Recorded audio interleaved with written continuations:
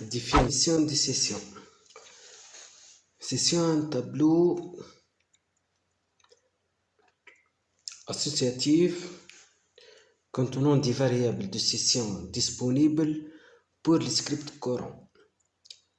Consultez la documentation des fonctions de session pour plus d'informations sur la façon dont cela est utilisé. Remarque, il s'agit d'une variable super globale ou globale automatique. Cela signifie simplement qu'elle est disponible dans toutes les étendues d'un script. Il n'est pas nécessaire de faire global de la variable pour y accéder dans des fonctions et des méthodes. Afin d'utiliser les sessions, il faut décrire la fonction session start. C'est en fin de compte, on appelle la fonction session start. Dans notre projet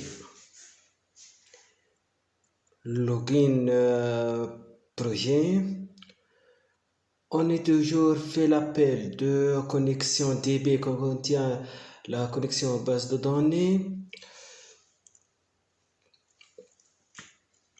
Page login.php est à faire appel à connexion db.php et dans connexion db.php on fait appel à session start.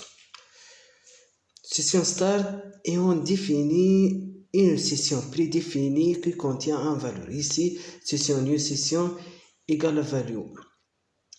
Getting, c'est en fin de compte on écrit le contenu de notre session, on fait écho. On fait une mise à jour pour notre session. Session new session égale à première valeur. Session new session égale update value, le nouveau valeur. Deleting session, en fin de compte, supprimer notre session. Session new session égale à value. En premier lieu, session start.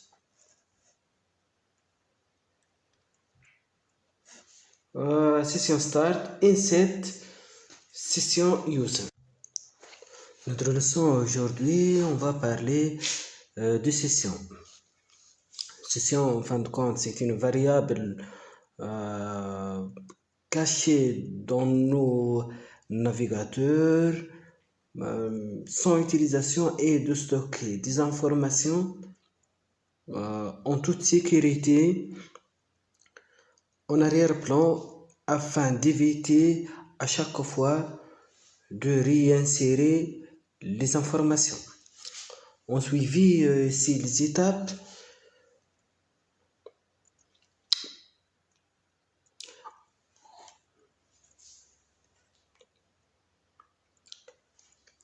Ici, on a une session user déjà créée lorsqu'on est connecté. Ici, on va faire un contrôle si la session est différente de vide. Donc, on n'a pas besoin de faire un login puisque notre session n'est pas vide. Mais en fin de compte, ça contient des valeurs. Les valeurs sont les paramètres de connexion. Ici, on a déjà connecté, donc on n'a pas le droit de reconnecter une autre fois. On vérifie ici page login. Puisqu'on a notre session déjà connectée, donc automatiquement on redirect vers l'index.php.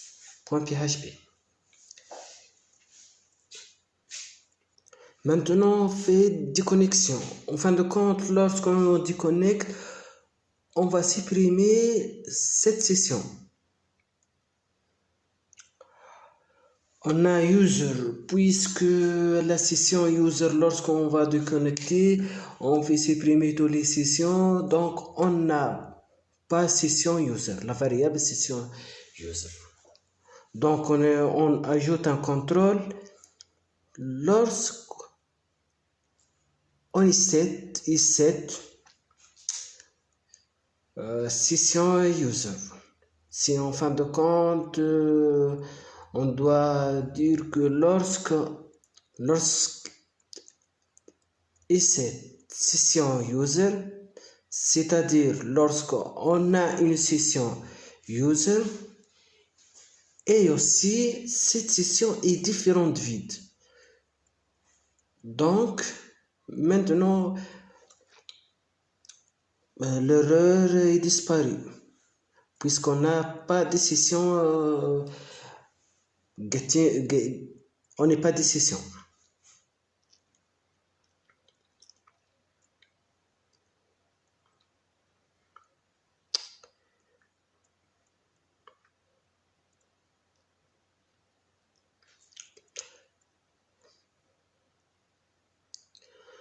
Lorsqu'on actualise notre page, puisqu'on a dit connecter, donc on doit redirect vers la page d'index, login.php. Désolé. Lorsqu'on actualise notre page, on redirect vers la page login.php, puisqu'on a dû connecter de notre page.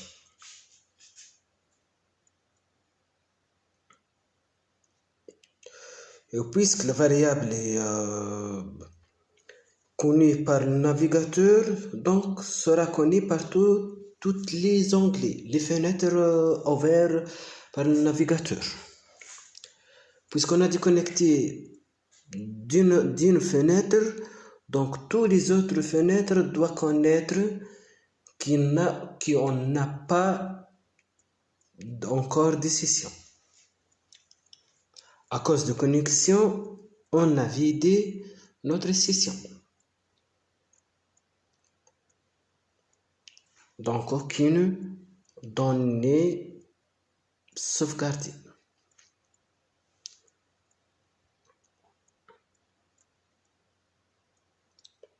On actualise et alors on a redirigé vers page login.php.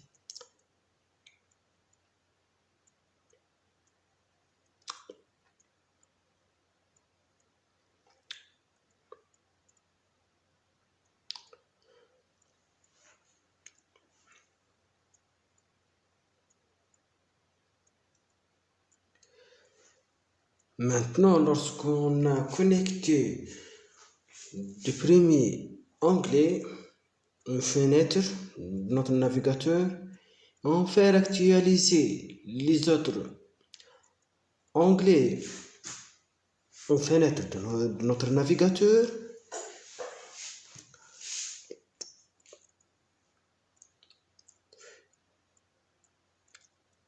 La variable session est connue par tous les onglets ou les fenêtres de nos navigateurs. Donc lorsqu'on connecte ici, les autres fenêtres doivent connaître qu'on a une session déjà connectée. On actualise, on redirige vers index.php, aussi ici.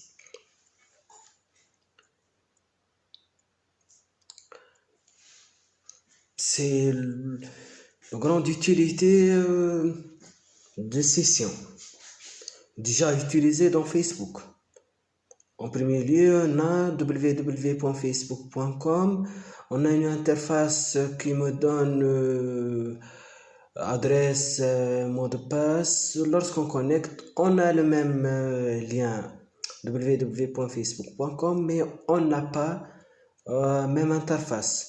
Et chacun a son interface. On retourne vers notre projet.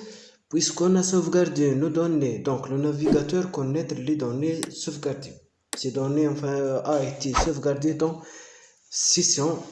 Cette session s'appelle session user.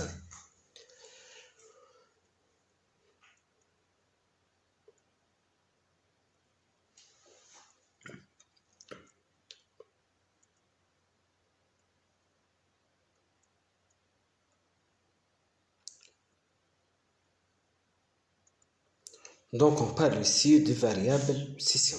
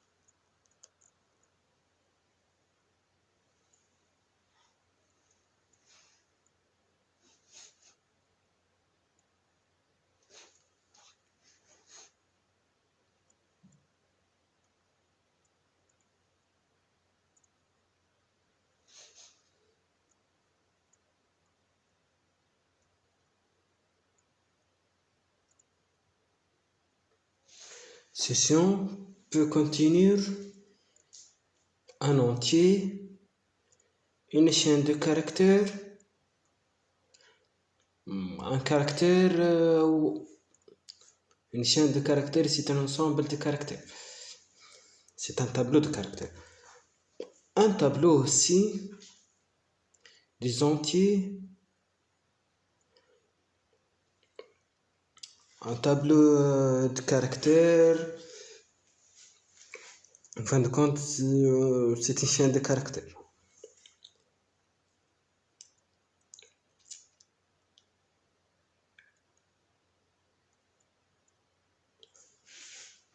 Mais aussi un tableau de chaîne de caractères. Un tableau de caractères de caractères.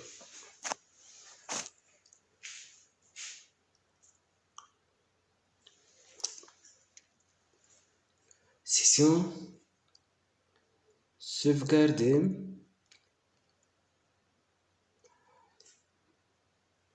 nos données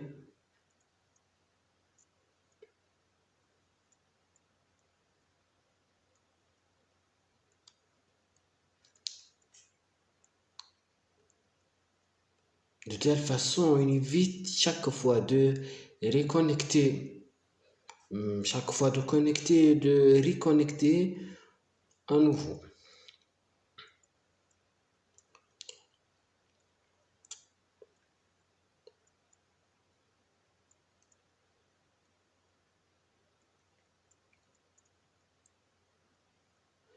Aussi, elle organise le travail et on prend un exemple. Par exemple, si on a une boutique,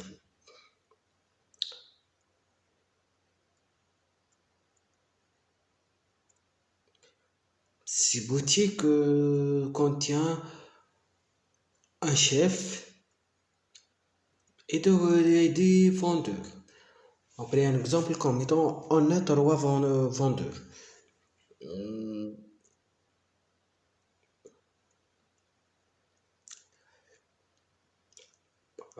Désolé, si on a une boutique qui contient 3 vendeurs.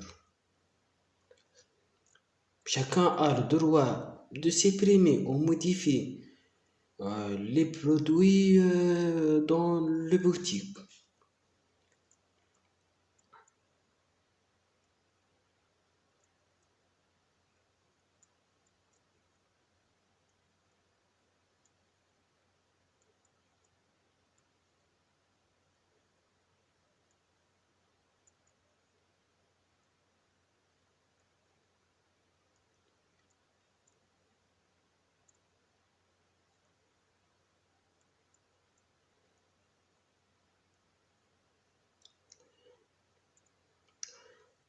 Un boutique contient 3 vendeurs. Il contient un administrateur ou chef de cette boutique. Lorsque l'administrateur consulte l'interface de cette boutique, c'est une interface créée par PHP avec base de données, Laravel. On a aussi plusieurs frameworks. On parle aussi de native PHP. C'est une interface créée par, développée par PHP. Lorsque l'administrateur consulte l'interface de boutique, le produit X a été supprimé. Par qui? Il trouve qu'il y a un produit X a été supprimé. Mais comment connaître qui est le responsable qui a supprimé ce produit? Puisqu'on a la même interface et le 3 vendeur peut y accéder à cette interface. Mais chacun a son login et son mot de passe.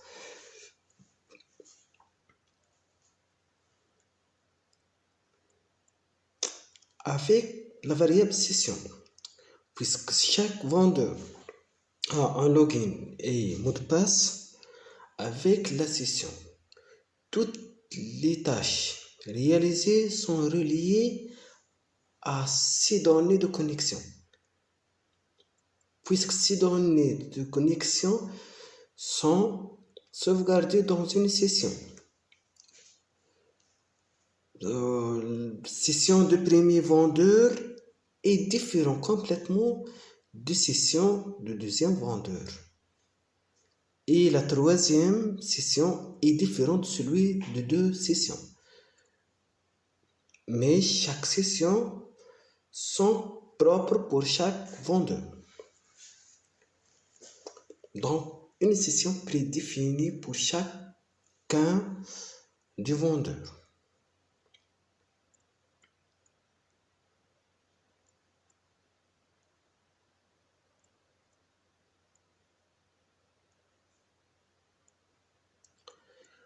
On va vérifier ici, on va connecter avec une adresse et un mot de passe. Et on ouvre le navigateur privé afin d'ouvrir une autre session. En fin de compte, on connecte avec login ou mot de passe différent de celui du premier.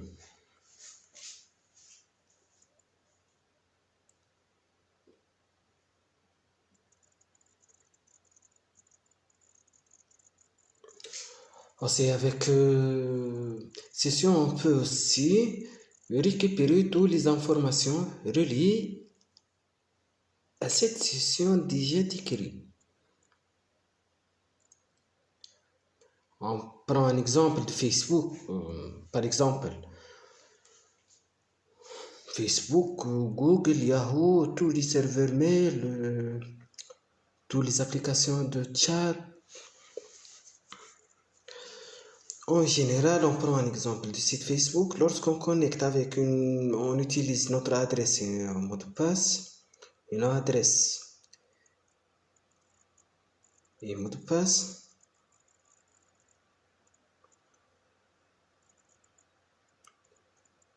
Une page s'affiche, page d'accueil de Facebook s'affiche.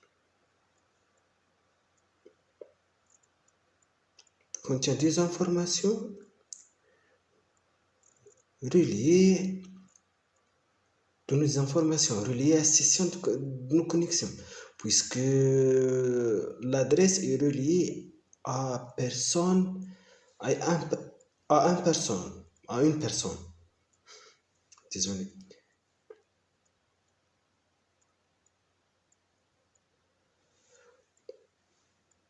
Et chacun a un compte sur Facebook, a une session prédéfinie et des informations reliées à cette session. En exception, notre interface, on va connecter avec login ou mot de passe dans le navigateur privé. On va inscrire inscription ici. Par exemple, on a nos tests, prénom test.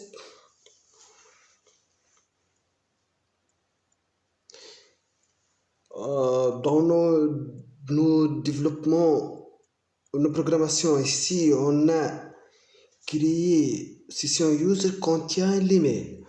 Donc, tout est relié par l'adresse email. test@gmail.com, mot de passe de 1 à 6, 1, 2, 3, 4, 5, 6. Ici, on a récupéré les informations reliées à test@gmail.com. Dans l'autre interface,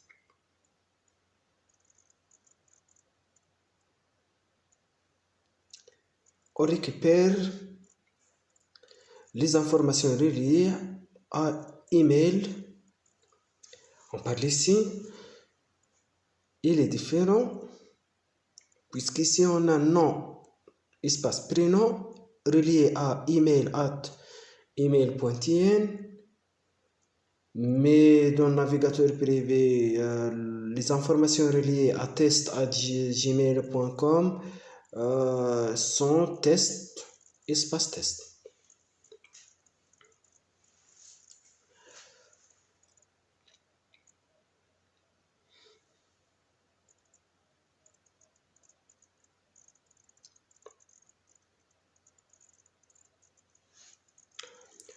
Donc, session, c'est une bonne occasion de sauvegarder des données, aussi une manière de sauvegarder des données, puisqu'on a des autres éléments pour sauvegarder des données.